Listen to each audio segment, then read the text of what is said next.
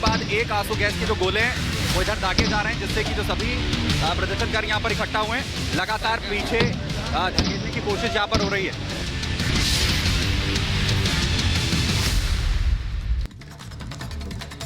और इस बीच बड़ी खबर सामने आ रही है। दरअसल दिल्ली करनाल रोड पर भारी जाम लगा है और इससे गाड़ियों की लंबी कतारें लग चुकी है। तो आप समझ सकते हैं कि किसान आंदोलन का असर किस तरह से पड़ रहा है। और ये फिलहाल बड़ी खबर सामने आ रही कि कई किलोमीटर लंबा जाम लग चुका है दिल्ली करनाल रोड पर। तो अगर आप इस लंबे जाम में फंसे हुए हैं तो आप समझ लीजिए कि इसकी सबसे बड़ी वजह देखा जा रहा है कि यहाँ पर जो बैरिकेड लगाए गए हैं, सीमाओं को सील किया गया है और इसी के चलते कई किलोमीटर लंबा जाम लग रहा है। गाड़ियों पर एक बार फिर से रफ्तार पर ब्रेक लग रहा है और दफ्तर आने वाले लोगों को खासा यहाँ पर परेशानियों का सामना करना पड़ रहा है। तो गाड़ियों की कई किलोमीटर लंबी कतार लगी है। लेकिन आपको बता दें, प्रदर्शनकारियों को रोकने के लिए लगातार जगह जगह बैरिकेडिंग की गई है, जगह जगह बॉर्डर्स को सील कर दिया गया है। और इस बीच आपको यह भी बता दें कि प्रदर्शनकारियों की वजह से दिल्ली की जो सीमाएं हैं उनको सील किया गया। गाजीपुर बॉर्डर सील होने की वजह से एम्बुलेंस को घूमकर जाना पड़ रहा है और इससे आम लोगों को दिक्कतों का सामना करना पड़ रहा है। इस विरोध और प्रदर्शन से कैसे सामान्य जनजीवन अस्त व्यस्त हो गया है, हमारे सहयोगी दीपेश की रिपोर्ट देखिए। किसानों के आंदोलन को लेकर आम लोगों को कितनी परेशानी हो रही है उसकी वानगी आप इस तस्वीर में देख सकते हैं। दरअसल बॉर्डर ब्लॉक होने की वजह से इस तरह से एम्बुलेंस को जो है वो इंटीरियर एरिया से होकर गुजरना पड़ रहा है। अंदर के रास्तों से होते हुए ये जो एम्बुलेंस है वो हॉस्पिटल्स लोगों को ले जाती हुई नजर आ रही है। दरअसल बॉर्डर ब्लॉक है और बॉर्डर के ब्लॉक होने की वजह से जो आवाजाही है वो उसमें बहुत ज़्यादा परेशानी का सामना करना पड़ रहा है।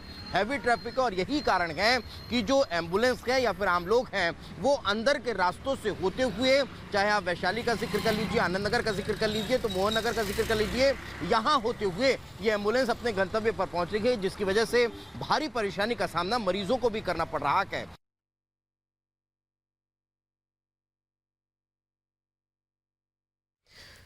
और हमारे साथ जुड़ गए हमारे 3 सहयोगी, हमारे साथ जुड़ गए हैं वैभव, लोमस, इसके अलावा जतिन भी हमारे साथ जुड़ गए हैं। पहले रुक करेंगे सीधे वैभव का। वैभव टिकरी बॉर्डर से जुड़ रहा है हमारे साथ। वैभव, अलग अलग जो बॉर्डर्स है वहां पे हम देख रहे हैं किस तरीके के हालात बने हुए हैं। टिकरी बॉर्डर पर कैसे हालात है और जो लोग आज दिल्ली में निकल रहे हैं अपने रोजमर्रा के कामकाज करने के लिए, अगर टिकरी बॉर्डर से गुजर रहे हैं तो उन्हें क्या क्या एहतियात बरतना होगा?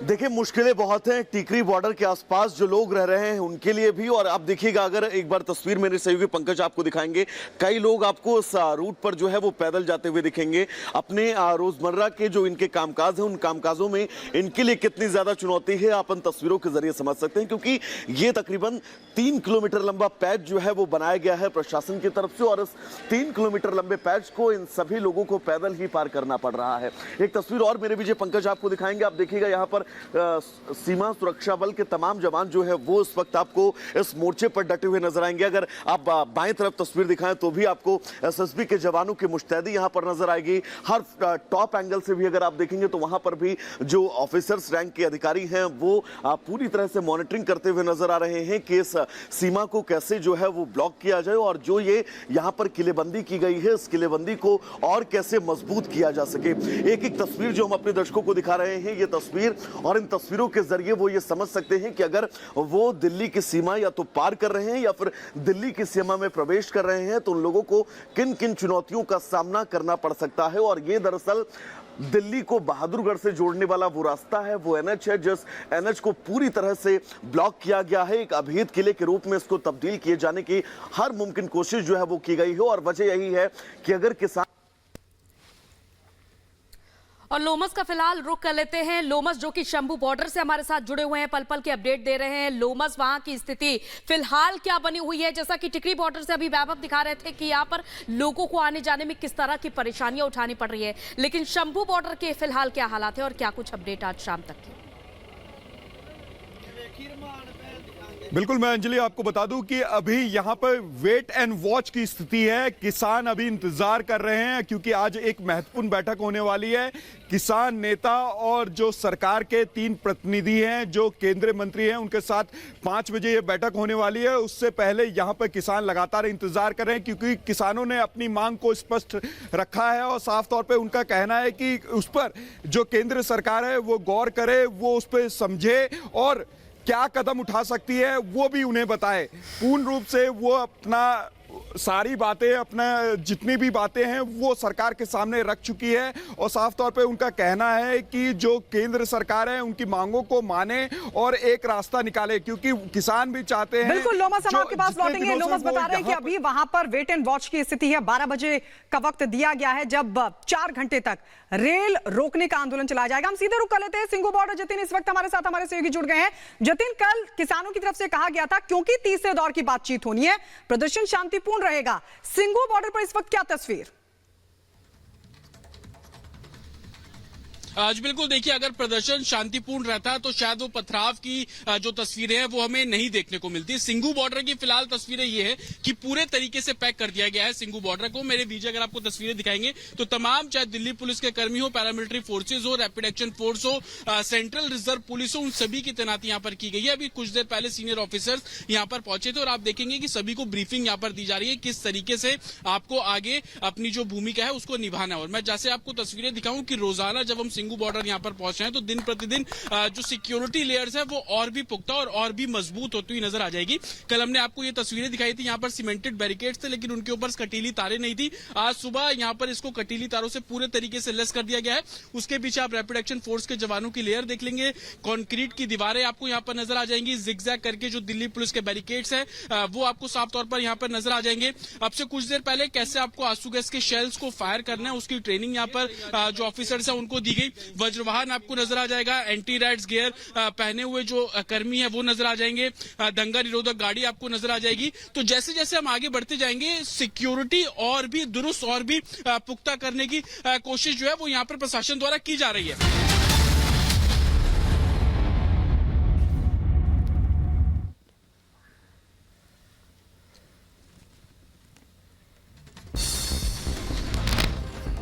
प्रदर्शनकारियों का आज पंजाब में ट्रेन रोकने का ऐलान। 12 से 4 बजे तक अलग अलग रूट पर करेंगे प्रदर्शन। दिल्ली बॉर्डर पर विरोध प्रदर्शन का तीसरा दिन। प्रदर्शनकारियों को रोकने के लिए गाजीपुर बॉर्डर पर सुरक्षा के पुख्ता इंतजाम। दिल्ली बॉर्डर पर विरोध प्रदर्शन का तीसरा दिन। आज शंभू बॉर्डर पर सुरक्षा के पुख्ता इंतजाम। सरकार के साथ बैठक को लेकर सरवन सिंह पंधेर का बयान। आज सकारात्मक मूड के साथ बैठक में होंगे शामिल, पूरा भरोसा निकलेगा सकारात्मक समाधान। हरियाणा के सीएम मनोहर लाल खट्टर आज दोपहर 12 बजे करेंगे प्रेस कॉन्फ्रेंस। सीमा पर हो रहे विरोध प्रदर्शन को लेकर रखेंगे सरकार का पक्ष। हरियाणा पुलिस के डीजीपी शत्रुजीत कपूर का बयान। कानून व्यवस्था के लिए पुख्ता इंतजाम। 15 जिलों में धारा 144 लागू। पैरामिलिट्री की 64 और पुलिस की 50 कंपनियां तैनात हैं।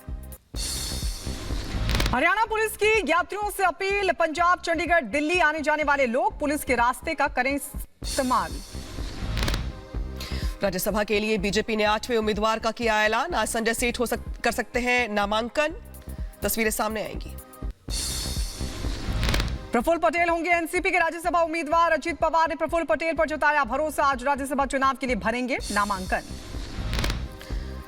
कतर पहुंचे पीएम मोदी। पोस्ट कर लिखा, दोहा में असाधारण स्वागत हुआ। प्रवासी भारतीयों का आभारी हूं।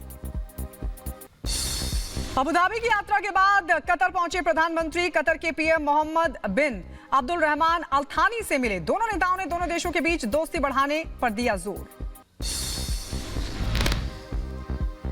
बीजेपी का कांग्रेस पर बड़ा हमला, बोले शहजाद पूनावाला। हार के डर से सोनिया ने छोड़ा रायबरेली। राहुल के बाद सोनिया ने यूपी से संबंध खत्म किया। गोरखपुर दौरे पर सीएम योगी आदित्यनाथ। सीएम ने लगाया जनता दरबार। फरियादियों की सुनी समस्याएं भी। मराठा आरक्षण मुद्दे पर महाराष्ट्र बंद का ऐलान। बारामती में मराठा नेताओं ने बुलाया बंद। दिल्ली के हिंदू कॉलेज का 125वां स्थापना दिवस कार्यक्रम। अभिनेता अर्जुन रामपाल और विद्युत जामवाल भी हुए शामिल। दिल्ली विश्वविद्यालय का सबसे पुराना कॉलेज है। यूपी के अंबेडकर नगर में पुलिस अधीक्षक के नेतृत्व में निकाली गई बाइक रैली, आम जनता को दिया गया शांति सुरक्षा का भरोसा। मध्य प्रदेश के दमोह में गुरुद्वारा संशोधन विधेयक के खिलाफ हुआ प्रदर्शन, सिख समाज ने जताया विरोध, राज्यपाल के नाम सौंपा ज्ञापन। उधर यूपी के लखीमपुर खीरी में प्रशासन की बड़ी कार्रवाई, भूमाफिया के अवैध कब्जे पर चला बुलडोजर, प्रशासन ने खाली करवाई सरकारी जमीन। चित्रकूट में चल रहे बुंदेलखंड गौरव महोत्सव में विस्फोट हुआ, हादसे में 2 लोगों की मौत की खबर, 2 लोग हुए जख्मी। पुंछ के दिगवार सेक्टर में नियंत्रण रेखा के पास जंगल में लगी आग, घुसपैठ को लेकर सेना सतर्क हुई। अमेरिका के अटलांटा में फिर हुई गोलीबारी, स्कूल के बाहर 4 छात्रों पर फायरिंग मामले में पुलिस कर रही है जांच। फ्लोरिडा के एक मॉल में गोलीबारी से हड़कंप मच गया, सूचना के बाद गार्डन मॉल को बंद कर दिया गया। अमेरिका के कैंसस सिटी में गोलीबारी से मचा हड़कंप, गोलीबारी में 2 की मौत, करीब 21 लोग गंभीर रूप से जख्मी हुए। कैंसस सिटी में